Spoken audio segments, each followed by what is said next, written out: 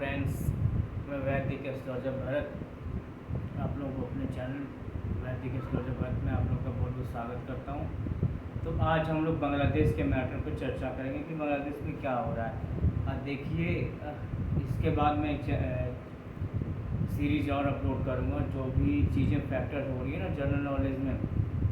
तो आज का ही मैटर में पता नहीं हो रहा है, तो ग्रहों की स्थिति हम आकलन कर ही रहे हैं, परंतु ना मैं भी ये भी चर्चा करेंगे कि ऐसा हो क्यों रहा है, ऐसा किस वजह से हो रहा है, रीजन्स क्या क्या था पहले से, उसका जनरल नॉलेज जनरली एक बात पे लेंगे। तो आज हम शुरू करेंगे फ्यूचर ऑफ बांग्लादेश का फ्यूचर क्या दिख रहा है मुझे। देखिए, आप लोग बहुत ज़्यादा देख रहे होंगे कि जब से शेख हसीना को हटाया गया है वहाँ पे हिंदुओं को जान बहुत मारा जा रहा है, उनको घरों को लूटा जा रहा है, वहाँ दंगे हो रहे हैं। बेसिकली हिंदू तो वहाँ पे सुरक्षित है ही नहीं। अब बेसिकली हिंदुओं के अलावा जो भी लोग वहाँ पे जनरली शेख हसीना को सपोर्ट करते थे तो उन्हें भी निशाना बनाया जा रहा है, पर लेकिन सबसे ज़्यादा इससे हिंदू आहत हो रहे हैं।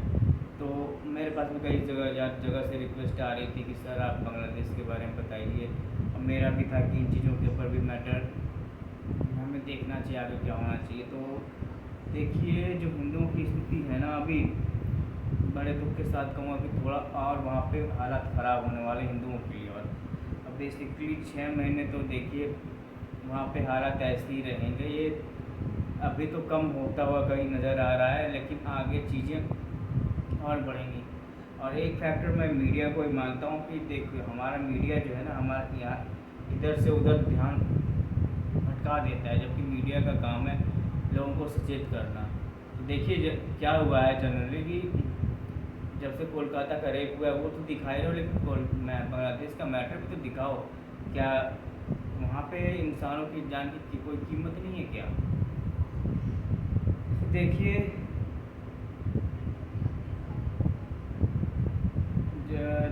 जो बांग्लादेश का जन्म है वो मैंने डेट ऑफ बर्थ है उसकी 26 मार्च 1971 को बांग्लादेश को एक नया मुल्क बनाया गया था। ईस्ट पाकिस्तान जो पूरी पाकिस्तान का हिस्सा था, वेस्ट पाकिस्तान से अलग होकर के, पाकिस्तान से ईस्ट पाकिस्तान अलग होकर के एक नया मुल्क बना था। तो वहाँ पे हमेशा से ही जो हिंदू तबका है उसको बहुत ज़्यादा सताया जा रहा है, उसको उनके धर्म परिवर्तन कराया जा रहा है। देखिए स्थिति बहुत ख़राब है। देखो मेरे को बोलते हुए भी नहीं शर्म आ रहा है, थोड़ी शर्म क्या कहें, थोड़ा अजीब सा लग रहा है कि मैं इस पर क्या बोलूँ। हमेशा से होता आ रहा है और जनरली वहाँ पे आज मैं हिंदुओं का तो फ्यूचर नहीं, बट बेसिकली पूरे बांग्लादेश का फ्यूचर देखूँगा। और आजकल बांग्लादेश फ्लड्स में भी गुजर रहा है, वहाँ पे बाढ़ बहुत आ रही है। देखिए आजकल वो इस्कॉन मंदिर में सब शरण ले रहे हैं वहाँ पे कितने बांग्लादेशी। पर आप एक बात सोचिए, उन्होंने अभी 10 दिन पहले क्या किया था आप बताओ। उन्होंने तो इस्कॉन मंदिर तोड़ दिया था, ये क्या था? और वहाँ पे जाकर कृष्ण भगवान की मूर्ति तोड़ी, इससे बहुत ज़्यादा बर्बादी कर दी। और अब आप उसमें फ्लड के में आप उनमें शरण ले रहे हो, बताइए इन पे क्या भरोसा किया जाए। और एक बात मैं और बोलना चाहूँगा, जब बांग्लादेश आज़ाद हुआ था ना, तो वहाँ के जो हमारे इस्कॉन के संस्थापक थे, श्री कृष्ण अब मुझे उनका नाम तो याद नहीं आ रहा है, ठीक है।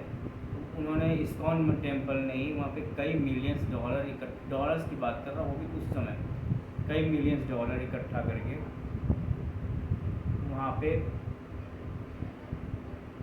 दिया था, और वहाँ पे खाने को दिया था। तो ऐसे क्या बात होगी भाई कि आप वहाँ पे मंदिर तोड़ रहे हो? और मंदिर की बात मैं नहीं कह रहा हूँ, वहाँ पे क्या हुआ आप लोगों ने देखा नहीं? ये मैं एस्ट्रोलॉजिकल फैक्ट्स नहीं, जो मुझे बात बुरी लगी वो बातें मैं कह रहा हूँ। जो बातें मुझे बुरी लगी उसमें एक था, वहाँ पे जियाउर रहमान जो उनके संस्थापक हैं, उनको उनकी मूर्ति तक को उन्होंने अपने संस्थापक की मूर्ति तक को उन्होंने तोड़ा है। कोई ऐसी जगह नहीं है ढाका में वहाँ की मूर्ति तक को तोड़ा है। तो भाई चाहते क्या हो, पहले ये तो डिसाइड करो ना। वहाँ पे जनता को ये है, एस्ट्रोलॉजिकल फैक्ट जो मैंने निकाला है वो यही नहीं समझ पा रही उन्हें चाहिए क्या। जब तक ये क्लियर नहीं है कि चाहिए क्या, तो पता नहीं चलेगा। क्योंकि देखिए वहाँ पे जो 3 स्टूडेंट्स थे, जो नाहिद इस्लाम, आसिफ महमूद और अबू बकर मौजूदा, जो अबू बकर, इन तीनों का मैंने स्टेटमेंट सुना है। वो मुझे बस ये कह रहे, we want a military government और a government otherwise Sheikh Hasina. भैया चाहते क्या हो, किस लिए चाहते, तुम्हारी मांगे क्या है ये तो बताओ पहले। मांगे स्पष्ट नहीं है तुम्हारी, तो जब मांगे स्पष्ट नहीं है तो उसके बाद से जो भी वहाँ पे मोहम्मद यूसुफ हैं, जो भी वहाँ पर प्राइम मिनिस्टर नए बने हैं, उनका भी क्या है, उनको भी अब आप हटा रहे हैं, उनके भी कुछ नहीं है। वहाँ पे भी आए थे दंगे बढ़ रहे हैं, रिक्शे वाले अलग कर रहे हैं, दंगा कर रहे हैं, रिक्शे वाले अलग प्रोटेस्ट कर रहे हैं, स्टूडेंट्स अलग प्रोटेस्ट कर रहे हैं। किस धारा पे जा रहे हैं भाई, चाहते क्या हो? रिजर्वेशन का मैटर तो ख़त्म हो गया, वो तो मान लिया शेख हसीना ने। उसके बाद भी चलो आप लोगों ने देश निकाला, दे दिया, वो कैसे कैसे करके भारत में शरण ले ली, वो बात अलग है। पर आप चाहते क्या है, ये तो यहाँ के तो लोगों का गोल ही, एम ही नहीं पता है। देखिए जो शेख मुजीबुर थे, उनकी मूर्तियों को तो उन्होंने तोड़ा है। आपको पता होगा कि उनके परिवार की हत्या भी कर दी गई थी। और बेसिकली एक है कि हिंदुओं के साथ वहाँ पे हमेशा मारा जा रहा है। और एक यहाँ पे हिस्टोरिकल प्रेडिक्शंस जो मैं देख पा रहा हूँ, यहाँ पे ये इलाका जो है ना, बांग्लादेश का बहुत बड़ा इलाका, आने वाले 10 साल के या 20 साल में फ्लड्स को डूब जाएगा। ये बात तो निश्चित है, ये तो हिस्टोरिकल प्रेडिक्शन है। भविष्य मल्लिका में भी ये बात कही गई है कि तो डूबना है ही डूबना। अब डूबना है बेसिकली आप, और अभी भी आप फ्लड्स देखते होंगे, आए दिन वहाँ फ्लड्स आते हैं। और देखिए जो अब शेख हसीना की कुंडली अगर मैं एनालिसिस करूँगा, तो उनके 12th हाउस में शुक्र और गुरु दोनों हैं। जो जनरली वृश्चिक लगन की कुंडली है, 8 नंबर का लगन है उनका, ठीक है। और में गुरु की महादशा में भी शुक्र का अंतर चल रहा है। तो देखिए इसीलिए गुरु में शुक्र का अंतर से वो बच गई, वरना उनका तो जान बचाना मुश्किल था। वो तो मारी जाती, वो तो बच गई। वो तो कहिए शुक्र और गुरु ने बचा लिया उन्हें, कि गुरु जो है बचा लेते हैं, वो भी 12th हाउस में थे। देखिए राजनीतिक क्षति तो हुई, बट उनके प्राण पे संकट नहीं आया, उनका देश तो निकल गया। जनरली 12th हाउस में लॉसेस, अनएक्सपेक्टेड लॉस, देश जेल निकाला, देश विदेशों की चीज़ें देखते हैं। विदेशों से मेरा मतलब ये है, अब मैं एस्ट्रोलॉजिक नहीं बताऊंगा, जो नुकसान है हमारा बेसिकली विदेशों से पैसा या नुकसान या हमारा नुकसान है, वो देखते हैं। तो ये चल रहा है।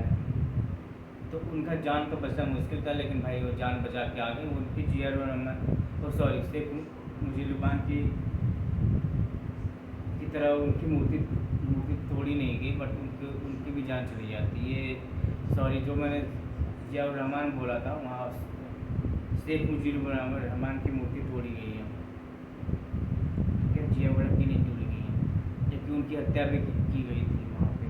तो बेसिकली देश का जो हम लोग पार्टिकुलर ग्राफ देखते हैं, जो भी है वहाँ पे कभी मिलिट्री शासन लगता है, कभी वहाँ पे कट्टरपंथी शासन लगता है। तो और मैं ऐसा देख पा रहा हूँ कि यहाँ पे कभी स्थिरता तो रहेगी नहीं। और अभी तो ये जो प्राइम मिनिस्टर बने हैं उनके नए वाले, वो भी बेचारे, मुझे नहीं लगता कि 3 से 6 महीना भी राज चला पाएंगे। 3 महीने बाद ही मोहम्मद यूसुफ की गवर्नमेंट गिर जाएगी, 3 महीने बाद ही। और जैसा मैं देख पा रहा हूँ, अभी तो शेख हसीना के भारत लौटने के चांसेस तो हैं नहीं। शेख हसीना के भारत से बांग्लादेश जाने के चांसेस तो हैं नहीं। और चूँकि उनका वीज़ा बार बार ब्रिटेन भी अब उनको शरण नहीं दे रहा और कोई USA भी नहीं दे रहा, तो मुझे तो नहीं लगता कि वो भारत छोड़ के 2026 तक जाएंगे। और 2026 तक तो मुझे यहाँ पे ऐसा ही दिख रहा है, ऐसी सिचुएशन दिख रही है। कभी मिलिट्री करेगी, कभी कट्टरपंथ करेंगे, या फिर 1 साल के अंदर ही जो जियाउर रहमान थे, उनकी वाइफ जो शेख हसीना कह रहा हूँ, बेगम खालिदा जिया, वो भी गवर्नमेंट बनाती मुझे दिख रही है। या कोई और उनके साथ मिलकर तो जरूर बनाएगा ये गवर्नमेंट, पर मोहम्मद यूसुफ नहीं दिख रहा है। 3 में से 6 महीने के अंदर ही इनकी स्थिति खराब दिख रही है मुझे। और जैसा कि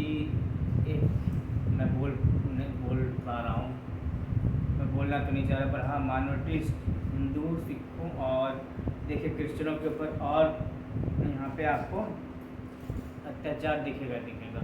और मोहम्मद यूसुफ का भी टक्का पलट हो ही जाएगा, या तो मिलिट्री कर लेगी, या तो फिर ऐसी जो प्रोटेस्ट हो रहे हैं उनको भी कोई ना कोई हटा ही देगा। और किस जगह पे ये मुल्क जा रहा है ना, ये हम समझ नहीं पा रहे हैं। और यहाँ पे है कि एक विचार, और देखिए 6 महीने के बाद तो चीज़ें क्या होंगी ना, आपको न्यूज़ में ये मिलेगा ना कि ये लोग आपस में मारना शुरू करेंगे एक दूसरे को, आपस में लड़ करके मरना शुरू करेंगे। यहाँ तक कि जो गवर्नमेंट होगी ना, मोहम्मद यूसुफ की हो, चाहे सिर्फ वो बेगम खालिदा जिया की हो, चाहे कट्टरपंथ की हो, ये लोग आपस में एक दूसरे को मारना शुरू करेंगे, एक दूसरे के ऊपर खून के प्यार से हो जाएंगे। और जैसा कि है, इसके ऊपर कहीं ना कहीं पाकिस्तान की फंडिंग तो दिख ही रही है हमें, तो सब कोई कह रहा है।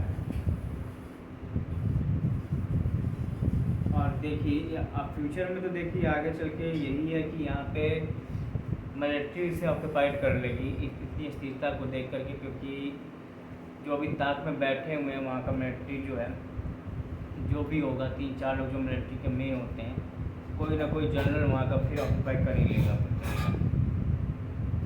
और जनरली जो 1971 में देखा था हमने ना, बिना मतलब लोगों के ऊपर अत्याचार, लोगों को घर जलाना, यही आप देखेंगे।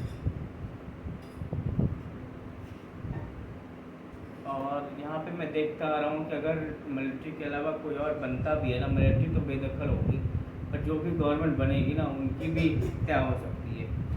अब मोहम्मद यूसुफ का भी तो 50-50 चांसेज हैं कि ये तो या तो बेदखल कर दिए जाएंगे, या तो इनकी भी शेख हसीना वाला हाल हो जाए, या तो फिर ये भी बेचारे मार दिए जाएंगे।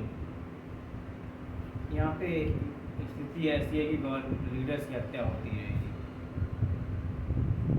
और 2025 के बाद से थोड़ी सी कोई गवर्नमेंट आ सकती है जो 2 या 3 साल स्टेबिलिटी ला सकती है गवर्नमेंट में, पर वो भी उसका भी पता नहीं कि भाई वो कर पाएगी कि नहीं। वो स्थिति का आकलन हम उस समय करेंगे 2025 के बाद।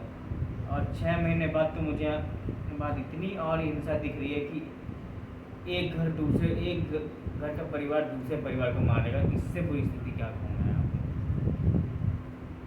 तो चलिए, आज मैं बांग्लादेश को तो कर दिया, बट